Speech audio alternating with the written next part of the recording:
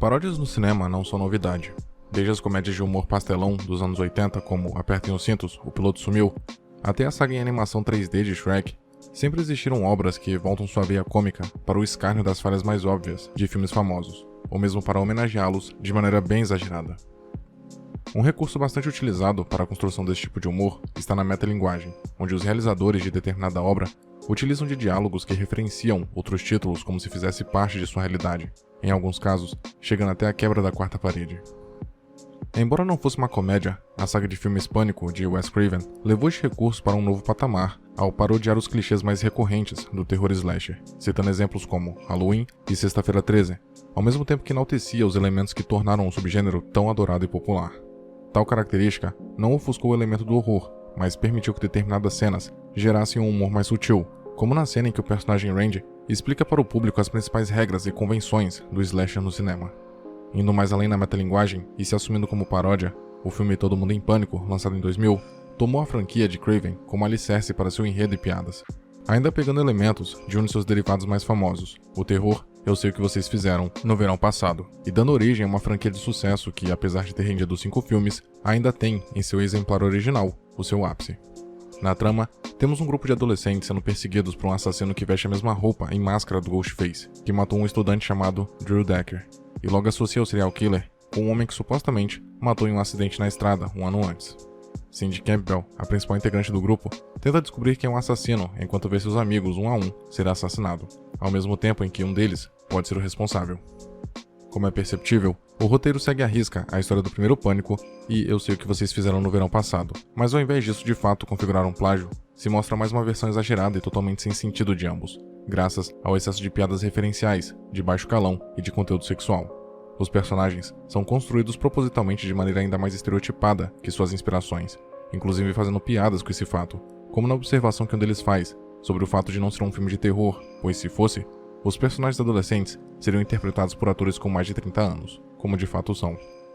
Outro exemplo está no nome da protagonista, Cindy Campbell, em referência à atriz Neve Campbell, da série Pânico, que também interpreta a protagonista Sidney Prescott. Além disso, o filme explora de forma cômica mensagens implícitas acerca das suas inspirações, como na cena em que Bob, namorado de Cindy, revela ser o assassino e se assumir homossexual devido à falta de sexo, fazendo referência a tanta resistência de Cindy e de Sidney em transarem com seus respectivos namorados, bem como na aparente tensão sexual entre Billy e Stu no clímax do primeiro Pânico. Já acerca de outra inspiração, o assassino, além da roupa do Ghostface e da faca, usa um gancho como arma, tal como o antagonista da franquia Eu Sei, referenciando a semelhança entre os dois filmes, e também na cena em que Ray critica sua sequência, ao qual Cindy responde que foi culpa do elenco ruim. No entanto, não são apenas essas duas obras que Todo Mundo em Pânico faz referência. Além delas, e de suas sequências, temos piadas envolvendo outros exemplares do horror como O Sexto Sentido, com Short dizendo que vê gente morta por causa das drogas, e o momento em que a jornalista Gale é perseguida pelo assassino e apenas vemos a câmera focada em seu rosto com o nariz escorrendo, e uma paródia à cena clássica de A Bruxa de Blair. Indo para outros gêneros, também há piadas referenciando Matrix, onde Cindy e o assassino se confrontam em sua casa, com direito ao efeito Bullet Time e golpes de Kung Fu, ao melhor estilo de combate do Neo em Matrix, além de a revelação final ser uma homenagem clara aos filmes Os Suspeitos, onde o personagem mais improvável é revelado como a mente por trás de todos os crimes cometidos. A fórmula do filme original não apenas inspirou paródias posteriores como Histeria e deu ao look em Hollywood, como também foi reproduzida à exaustão em suas sequências, mas em nenhum dos casos com o mesmo sucesso. Porém, o que de fato torna o primeiro Todo Mundo em Pânico superior às tentativas posteriores? A principal razão está na coesão e coerência de seu enredo. O filme faz referências às obras das mais variadas e de gêneros distintos como horror, drama e ação. A trama se utiliza delas de forma pontual e somente quando necessário. Por mais absurdo que seja seu roteiro, ainda assim tem uma lógica interna e uma sequência de fatos que se conectam um com o outro, sendo o filme que possui a melhor organização acerca de seu começo, meio e fim. Em contrapartida, filmes posteriores derivados dele e mesmo suas sequências não conseguiram encontrar o mesmo equilíbrio, referenciando filmes à exaustão, mas muitas vezes sem uma coesão narrativa. Prova disso está no seu terceiro capítulo, considerado por muitos como o segundo melhor da saga e que trouxe mudanças tanto no elenco quanto na proposta. Enquanto os dois primeiros filmes foram dirigidos e roteirizados pelos irmãos Wayans, o terceiro foi conduzido por David Zucker, já famoso por paródias dos anos 80 e 90 e que trouxe uma quantidade ainda mais onerosa de piadas envolvendo filmes clássicos, como Sinais, O Chamado e 8 Mile. Apesar do elenco dedicado e das piadas eficientes, estas, em sua maioria, são apresentadas de forma aleatória e o roteiro tem um cuidado com o foco, com um conjunto de situações engraçadas, mas sem muito nexo de causa e consequência. Embora já fosse um filme com piadas e situações apelativas, já no segundo filme, que acabou tomando rumos ainda mais danosos, quando este se inspirou em dezenas de filmes sobre entidades e casas mal-assombradas, comprometendo a qualidade do humor e que foi se concretizando como um problema recorrente nos 3 capítulos seguintes. Já no filme original de 2000, as piadas e referências foram lançadas constantemente, mas de maneira mais orgânica, o que ajudou a criar um contexto onde os dois fizeram mais sentido para aquela situação e, consequentemente, são melhor apreciadas pelo público. Junto a isso, tanto o primeiro quanto o segundo filme teve na época de seu lançamento classificação indicativa para maiores de 18 anos, enquanto a partir do terceiro, a faixa etária foi reduzida para 13, o que pode ter contribuído para o comprometimento na qualidade do humor ao longo da franquia pela limitação imposta.